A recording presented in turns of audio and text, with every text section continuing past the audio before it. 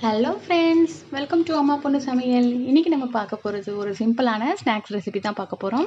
அது எப்படி செய்யலாங்கிறத வீடியோக்குள்ளே போய் பார்க்கலாம். அதுக்கு முன்னாடி இது வரைக்கும் என்னோட சேனலை சப்ஸ்கிரைப் பண்ணாதவங்க சப்ஸ்கிரைப் பண்ணிக்கோங்க. அண்ட் தென் பக்கத்தில் இருக்கிற பெல் ஐக்கானை கிளிக் பண்ணிக்கோங்க. அப்படியே ஆல் என்ற ஆப்ஷனையும் ப்ரெஸ் பண்ணிக்கோங்க. அப்போ தான் நான் போடுற வீடியோஸ் உங்களுக்கு உடனே நோட்டிஃபிகேஷன் வரும். சரிங்க ஃப்ரெண்ட்ஸ், இப்போ நம்ம பார்க்க போகிறது என்னென்னு பார்த்தீங்கன்னா, நம்ம வீட்டில் சாமிங்களுக்கெலாம் வச்சு அவல் படைப்போம் இல்லையா? ஸோ அந்த அவல் இருந்ததுன்னா அது என்ன செய்கிறது நமக்கு தெரியாது. நம்ம பொரியோடு வச்சு தான் சாப்பிடுவோம். ஸோ நான் இப்போ அந்த அவலை வச்சு ஒரு சிம்பிளான லட்டு ரெசிபி செய்ய போகிறேன். ஸோ அந்த லட்டு நம்ம சாமிக்கு நெய்வேத்தியமாக கூட கொடுக்கலாம். ஸோ நம்ம எப்படி செய்யலான்றதை வீடியோக்குள்ளே போய் பார்க்கலாம். இப்போ பார்த்தீங்கன்னா, நான் இந்த கப்பு ஃபுல்லாகவே வெள்ளை கலர் அவுல் எடுத்து வச்சுருக்கேன்.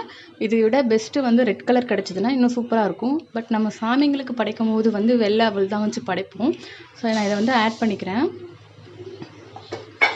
கடாய் சூடாக இருக்குது. ஸோ சூட்லேயே நம்ம இதை நல்லா முறுமுறுன்னு வறுத்து எடுத்துக்கலாம்.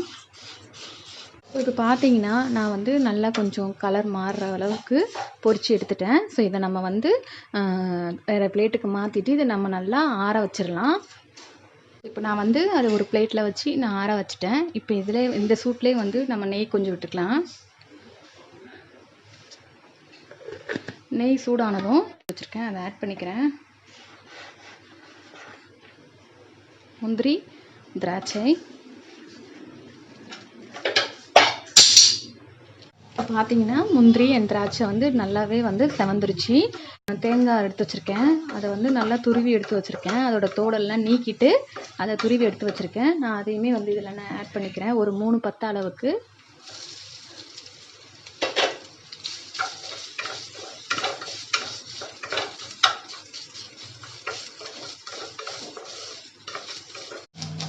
இது கொஞ்சம் நல்லா செவந்துருச்சு.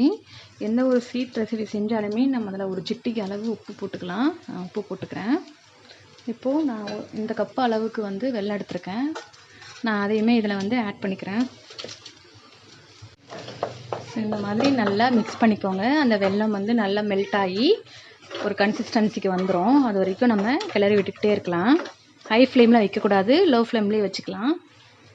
பாருங்கள், நல்லா மெல்ட் ஆகிடுச்சு. ஸோ இப்போ நம்ம ஆற வச்சுருந்த இந்த அவலை நான் மிக்ஸி ஜாரில் போட்டு அரைச்சிட்டேன். இதை அரைச்சாலுமே கொஞ்சம் குறப்பாக தான் வரும். நான் இதையுமே இதில் ஆட் பண்ணிக்கிறேன்.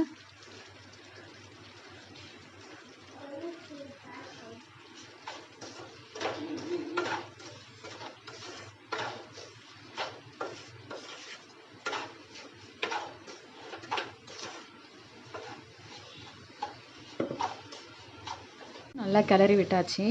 அந்த ஸ்மெல்லே நம்ம திருப்பதி லட்டு சாப்பிடுவோம் இல்லையா, அந்த ஸ்மெல் வருதுங்க. உண்மையாகவே நீங்கள் செஞ்சு பாருங்கள், கண்டிப்பாக அந்த ஃபீல் நீங்களும் ஃபீல் பண்ணுவீங்க. நான் இப்போ ஏலக்காய் தூள் ஆட் பண்ணிக்கிறேன்.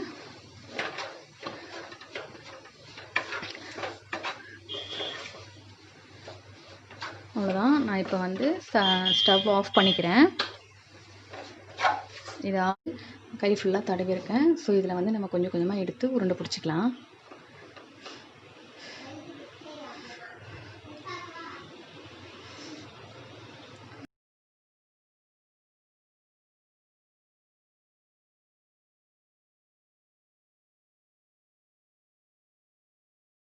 ரெடி ஆகிடுச்சு. ரொம்ப சூப்பரான ஈஸியான லட்டு ரெசிபி. ரொம்பவே ஹெல்த்தியும் கூட.